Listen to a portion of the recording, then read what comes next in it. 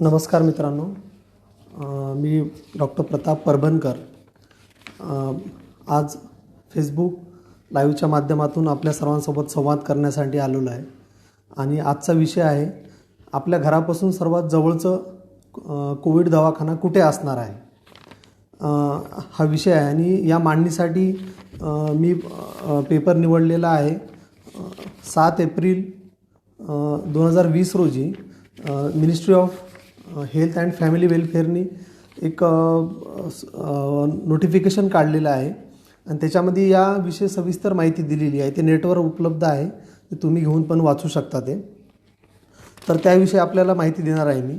एकंदरीत आपल्याला माहीत आहे की सध्याची परिस्थिती कोरोना म्हणजे कोविडची केसेस दिवसेंदिवस वाढत आहेत आणि जसे केसेस वाढत आहेत तसे लोकांमध्ये त्याची पॅनिक सिच्युएशन वाढत आहे, भीती वाढत आहे, पुढे काय होईल याची काळजी वाटत आहे. त्याच्यात खूप साऱ्या गोष्टी आहेत. पण एक सर्वात महत्त्वाची गोष्ट ही आहे की एकंदरीत असे पेशंट जर का आपल्याकडे आले तर आपण पुढे भविष्यात काय करणार आहे याविषयी माहिती असणं आवश्यक आहे आपल्याला. आणि या संदर्भानंच केंद्र सरकारने एक सगळे डायरेक्टिव्स दिलेले आहेत की कशा पद्धतीनं कोविड हॉस्पिटल्स उभारणार आहेत. तर त्याविषयी येणाऱ्या 15 मिनिटांमध्ये मी आपल्याला माहिती देणार आहे. आणि मित्रांनो की एक लक्षात घ्या की कोविडचा जो आजार आहे कोविड-19, तर ही जी पॅन्डेमिक आलेली आहे त्याच्यामध्ये त्याला नियंत्रण करण्यासाठी 3 स्तरावर यांनी हॉस्पिटलची रचना केलेली आहे आणि त्या 3 स्तरावर पेशंट ठेवल्या जाणार आहेत. आणि हे जे पेशंट्स आहेत आपल्या जे रुटीन जे पेशंट्स आहेत किंवा रुटीन जे हेल्थ सर्व्हिसेस आहेत त्याला कोणतीही बाधा न करता फक्त आणि फक्त कोविडचे वेगळे हॉस्पिटल्स उभा करणार आहेत. आणि त्या संदर्भाने हे सगळं सर्क्युलर आहे आणि सगळं नोटिफिकेशन्स आहे आणि त्यानुसार प्रत्येक राज्यामध्ये त्याची अंमलबजावणी त्या पद्धतीनं होणार आहे. काही याच्यामध्ये अजून काही सुधारणा पण प्रत्येक राज्य आपल्या याच्यानुसार करू शकते. पण एकंदरीत ते काय आहे याच्याविषयी आपल्याला मी थोडक्यात माहिती देणार आहे.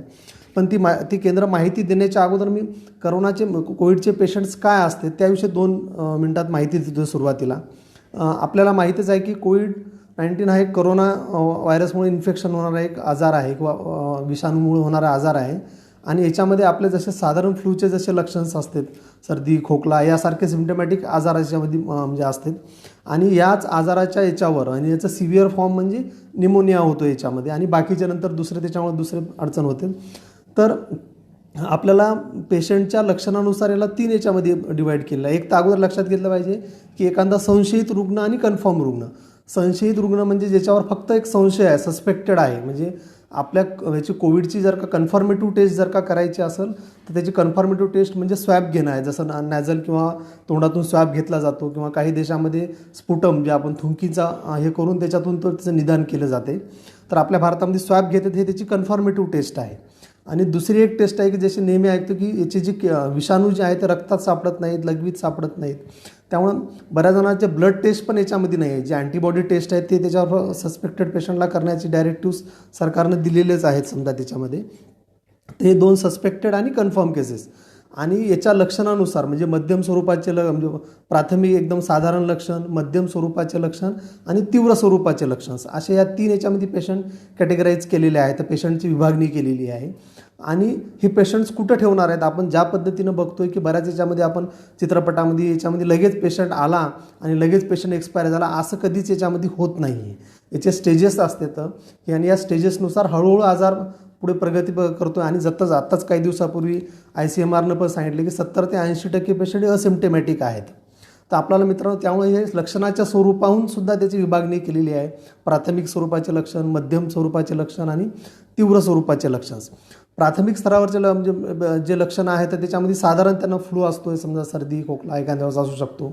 द्वितीय स्तरावरचे लक्षण म्हणजे ज्यांना माइल्ड निमोनिया डेव्हलप होऊ शकतो. आणि तृतीय श्रेणीचे लक्षणं म्हणजे ज्याच्यामध्ये सिव्हिअर केसेस असतात त्याच्यामध्ये ते तृतीय स्तरावरचे पेशंट झाले. आता या पेशंटला ठेवणार कसं आणि याच्या हॉस्पिटल्स कसे उभारणार या संदर्भात सगळं सविस्तर सरकारनं डायरेक्टिव्स दिलेले आहेत. याच्यामध्ये 3 पद्धतीनं म्हणजे एक तर कोविड केअर सेंटर नंबर 1च्या प्राथमिक स्तरावरचं आहे, दुसरं dedicated covid health centre number 2च्या याच्यावरचं आहे, त्यानंतर डेडिकेटेड कोविड हॉस्पिटल हे तृतीय स्तरावरचे म्हणजे सिव्हिअरचे ज्यावेळेस पेशंट्स असतात ते तृतीय स्तरावरचं पेशंट आहेत.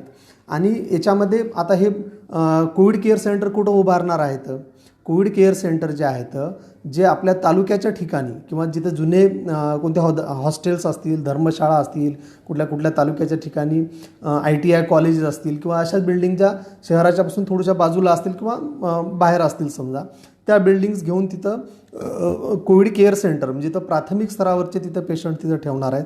आणि तिथं पण पुन्हा 2 याच्यामध्ये डिवाईड केलेलं आहे. एक तर सस्पेक्टेड पेशंट म्हणजे संशयित रुग्ण आणि कन्फर्म म्हणजे निदान निश्चित झालेलं आहे असं कन्फर्म पेशंट समजा. आणि इथं कोण राहणार आहे, इथं म्हणजे काय सुविधा राहणार, जवळपास 100 बेडचं 50 बेडचं एक हॉस्पिटल्स राहणार आहे. आणि याच्यामध्ये तिथं पेशंट भरती राहण्याची सुद्धा सर्व सुविधा आणि 24/7 तिथं ते उपलब्ध राहणार आहेत. आणि तिथं सगळंच म्हणजे बेसिक ऑक्सिजन असेल, बेड असेल, जे बेसिक एखाद्या दवाखान्यामध्ये सुविधा असते त्या सर्व सुविधा तिथं उपलब्ध होणार आहेत. आणि तिथं कोण राहणार आहे तिथं तपासण्यासाठी, तिथं BAMS डॉक्टर्स तिथं राहणार आहे, आयुषचे डॉक्टर तिथं राहणार आहेत, नर्सिंग स्टाफ राहणार आहे तिथं. आणि हे सगळं राऊंड द क्लॉक तिथं 24/7 तिथं राहणार आहेत. हे झालं प्राथमिक. बऱ्याच जण याला फिवर क्लिनिकसुद्धा असं संबोधल्या जाऊ शकते एखाद्या वेळेस, की फिवर क्लिनिक पण, की जिथं जे पेशंट सस्पेक्टेड असेल किंवा जरा फिवर असेल त्या सर्व पेशंटचे त्याच्यामध्ये स्वॅब घेऊन तपासण्याचे सुद्धा कदाचित या कोविड केअर सेंटरला फॅसिलिटी सुरू होऊ शकते समजा. द्वितीय स्तरावरचं जे आहे ते डेडिकेटेड कोविड हेल्थ सेंटर. द्वितीय स्तरावरचे जे आहे की याच्यामध्ये बऱ्याच वेळेस काय होते की जे हॉस्पिटल्स किंवा 2-3 तालुक्याचे मिळून एक डेडिकेटेड कोविड हेल्थ सेंटर बनणार आहे, जिथं 100 बेडेडचे हॉस्पिटल तिथं राहणार आहेत. एखादं सब डिस्ट्रिक्ट हॉस्पिटल्स असेल ते सुद्धा त्यालासुद्धा डेडिकेटेड कोविडच्या याच्यामध्ये सहभाग केला जाऊ शकते. आणि हे करत असताना बाकी जे रुटीन सर्व्हिस ज्या हेल्थ डिपार्टमेंटकडून दिल्या जातात त्याच्यात कोणतीही याच्यामुळे बाधा येणार नाही. हे सुद्धा असे किंवा एखाद्या वेळेस प्रायव्हेट हॉस्पिटल जरी असेल ते सुद्धा हे डेडिकेटेड कोविड हेल्थ सेंटर म्हणून सरकार त्याला अधिग्रहित केल्या जाऊ शकते. आणि इथं कोणते पेशंट राहणार आहेत या द्वितीय स्तरावरच्या याच्यामध्ये, की जे मध्यम स्वरूपाचे केसेस आहेत, ज्यांना म्हणजे ऑक्सिजनचा लागल्या माइल्ड निमोनिया डेव्हलप झालेला आहे, तर त्या पद्धतीचे पेशंट्स इथं राहणार आहेत. आणि इथं सेम सिच्युएशन म्हणजे जसं कोविड केअर सेंटरला जसं सस्पेक्टेड आणि कन्फर्मेटिव्ह टेस्ट होते तशाच पद्धतीचे इथं सुद्धा 2 संशयित विभाग त्याच्यामध्ये राहणार आहेत त्याच्यामध्ये. आणि तिथं फॅसिलिटीजमध्ये ऑक्सिजनपासून किंवा एखादं व्हेंटिलेटर तिथं असणं किंवा बाकीच्या बेसिक ज्या गोष्टी लागतात हेल्थ सेंटरसाठी त्या सर्व तिथं सेकंडरी लेवलच्या पेशंट मॅनेज करण्यासाठी त्या सर्व तिथं उपलब्ध करणार आहेत. आणि इथं तपासण्यासाठी कोण राहणार आहे म्हणजे कोण राऊंड द क्लॉक म्हणजे 24/7 हे हॉस्पिटल्स उभा राहणार आहेत. आणि या हॉस्पिटल्समध्ये ॲलोपॅथी डॉक्टर MBBS वाले असतील, फिजिशियन असतील काही प्रमाणात किंवा स्टाफ नर्स हे 24/7 तिथं राहणार आहे. आणि जे पेशंट्स कोविड केअर सेंटरला म्हणजे प्राथमिक स्तरावर मॅनेज होणार नाही तर ते सेकंडरी स्तरावर पेशंट्स येणार आहेत. त्यानंतर म्हणजे डेडिकेटेड हेल्थ सेंटर झाले, बऱ्याच वेळा सब डिस्ट्रिक्ट हॉस्पिटल त्यालासुद्धा कन्वर्ट केल्या जाईल म्हणजे आपल्या रुटीनच्या सुविधा चालू ठेवून म्हणजे डेडिकेटेड कोविड हेल्थ सेंटर्स झाले किंवा ज्या काही अगोदर सांगितलं त्या पद्धतीने बिल्डिंग्स ॲक्वायर्ड केल्या जातील याच्यामध्ये. आणि तृतीय स्तरावर डेडिकेटेड कोविड हॉस्पिटल्स म्हणजे हे जे हॉस्पिटल 100 बेडेड हॉस्पिटल राहणार आहेत. आणि या हॉस्पिटल्समध्ये म्हणजे इंटेन्सिव्ह केअर युनिट असेल, हाय डिपेंडन्सी युनिट असेल किंवा तिथं फिजिशियन राहणार, ॲनेस्थेटिक राहणार, तिथं कार्डिओलॉजिस्ट किंवा ज्या पद्धतीचे टर्शरी केअरचे जे मॅनेजमेंट लागते ते सर्व तिथं उपलब्ध करून देणार आहेत. आणि सिव्हिअर प्रकारचा जो निमोनिया जो होतो याच्यामध्ये विषाणूमुळे तर तसल्या पद्धतीची केअर फॅसिलिटीज इथं उपलब्ध राहणार आहे. ऑक्सिजन राहणार आहे, त्यानंतर बाकीच्या ज्या सुविधा लागतात त्या सर्व तिथं राहणार आहे. इथं MBBS डॉक्टर राहणार आहे, फिजिशियन, नेफ्रोलॉजिस्ट या पद्धतीनं बघतो आपण, ते सगळं ट्रेंड स्टाफ तिथं राहणार आहे. एखाद्या वेळेस डेडिकेटेड कोविड हॉस्पिटलसाठी प्रायव्हेट हॉस्पिटलसुद्धा ॲक्वायर्ड केले जातील तिथं. तर अशा पद्धतीची ही तृतीय स्तरावरची रचना राहणार आहे.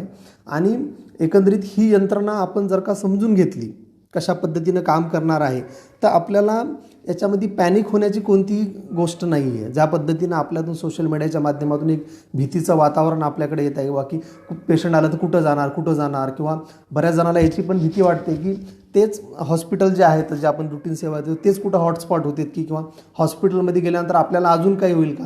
म्हणजे हे जी पॅनिक सिच्युएशन्स आहेत हे जर का आपल्याला टाळायचे असतील तर ही जी केंद्र सरकारने जी त्रिस्तरीय आरोग्य रचना जी बनवलेली आहे स्पेशली कोविडच्या पेशंटसाठी तर हे आपल्याला समजून घेणं आहे. याचा आता नांदेडचंच उदाहरण घ्यायचं तर नांदेडमध्ये जवळपास 1700 ते 1800 जागा आत्ता सरकारने काढलेल्या आहेत 8 दिवसापूर्वी. त्याची प्रोसेस पण सुरू झाली आणि सर्वत्र फॅसिलिटीज उपलब्ध होत आहेत. आपण फक्त जे कोविडचे जग फार काही अफवा पसरत आहेत, कोणी पॅनिक सिच्युएशन करत आहे, विशेषतः TRP वाले चॅनल असतील, गोदी मीडिया असतील यांच्यापासून सावध राहिलं पाहिजे. आपली मेंटल आणि आपलं मानसिक आरोग्य आपल्याला जर का जपायचं असेल तर ह्या बातम्या करोनाच्या 24/7 जे चालू आहेत त्या वाचण्यापासून दूर राहिलं पाहिजे. आणि ह्या सरकारच्या ह्या जी योजना चालू करतायत किंवा या पद्धतीची उपाययोजना करतायत याच्यावर चर्चा केली पाहिजे, याच्यासोबत बोललं पाहिजे. आणि अशा पद्धतीनं जर का आपण येणाऱ्या या कोविडसोबत जर का आपल्याला युद्ध करायचं असेल, फाईट करायचं असेल तर जागृत राहावं लागणार आहे. आणि ही सर्व माहिती मिनिस्ट्री ऑफ हेल्थ अँड वेलफेअरच्या वेबसाईटवर उपलब्ध आहे, ICMRच्या वेबसाईटवर उपलब्ध आहे, किंवा तुम्ही कोणत्याही तुमच्या स्तरावर जी आरोग्य रचना असेल तिथं जरी संपर्क केला तरी तिथं पण हे होऊ शकते. आणि दुसरं मित्रांनो की ज्या पद्धतीनं म्हणजे शहरात असेल, समजा शहरात पण हे फीवर क्लिनिक किंवा कोविड केअर सेंटर सुरू होणार आहे, CCC म्हणजे ज्याला म्हणतोय आपण ते. तर त्यामुळं आपण खबरदारी आपण घ्यायची, पॅनिक सिच्युएशन आपण क्रिएट होऊ द्यायची नाही किंवा करायची नाही स्वतःमध्ये. आणि एकंदरीत या यंत्रणेसोबत सहकार्य करायचं. कारण मित्रांनो आपल्याला माहीतच आहे की आपल्या भारतामध्ये 70% आरोग्य व्यवस्था जी आहे, सुविधा ज्या आहेत त्या खाजगी व्यवस्थेकडून होत आहेत. आणि पहिल्यांदाच आपल्या सरकारी आरोग्य व्यवस्थेसोबत आपला सामना होणार आहे, आपला त्यांच्यासोबत संबंध येणार आहे. त्यामुळे ज्या लोकांना सरकारी आरोग्य व्यवस्थेसोबत संबंध नाही आला त्यांच्यासाठी हे खूप जिकिरीचं काम आहे. कारण त्यांना सरकारी यंत्रणा कशी काम करते किंवा ह्या सगळ्या गोष्टी माहीत नसतात. आणि तुमच्याकडं पैसा असूनही फायदा नाही. कारण हे तुम्ही बऱ्याच जणाला आपलं असं वाटतं की पैसा आला म्हणजे आपल्या सगळ्या सुविधा आपल्याकडं म्हणजे विकतता घेता येऊ शकते. पण ही परिस्थिती तशी नाही आहे मित्रांनो. ही परिस्थिती आपल्याला सध्या समजून घेण्याची आहे. ही जी कोरोनाची जी 3 स्तरीय जी रचना केलेली आहे तिथं कोणतेही पॅनिक सिच्युएशन होणार नाही, घबराट होणार नाही, किंवा त्या हॉस्पिटलला जाण्यासाठी आपल्या मनात कोणती भीती येऊ नये. किंवा बऱ्याच वेळेस काय होतं आहे की आपण सर्दी खोकला किंवा साडी लक्षणं असेल तर तपासण्या करायला किंवा अशा पद्धतीनं हॉस्पिटलमध्ये जाण्याला सुद्धा काही हरकत नाही. किंवा ती अनवॉन्टेड फिअर आपल्यामध्ये तयार होऊ नये वा की आपण जर का त्या हॉस्पिटलला गेलो आणि तिथल्या पेशंटमुळे आपल्याला जर का कोरोना झाला तर आपलं ज्या पद्धतीनं आपण बघतोय की खबरदारी घेणं हे आपल्या हातामध्ये आहे. म्हणजे खबरदारी आपण पूर्णतः घेतली तर या आजाराला सोबत आपण फाईट करू शकतो आपण. आणि जे सध्या तरी लॉकडाऊन सिच्युएशन आहे, लॉकडाऊन सिच्युएशन आपण फार दीर्घकाळापर्यंत टिकू शकणार नाही असं तज्ज्ञांचं म्हणणं आहे. कारण या लॉकडाऊन सिच्युएशनमुळं लोक जास्त मरतील या कोरोनापेक्षा. त्यामुळे येणाऱ्या काळात जर का सरकारनं त्या लॉकडाऊनच्या संदर्भात ती काही मांडणी, त्यांची पॉलिसी सगळं चालूच आहे. पण अशा पद्धतीची सुद्धा आरोग्य रचना त्रिस्तरीय सुरू आहे हे सुद्धा माहिती असणं आवश्यक आहे. त्यामुळे मला असं वाटतं की आपण हे सर्व समजून घ्या. तुम्हाला काही प्रश्न असतील तर मला खाली इनबॉक्समध्ये प्रश्न विचारू शकता. ऐकून घेतल्याबद्दल धन्यवाद. पुन्हा भेटू.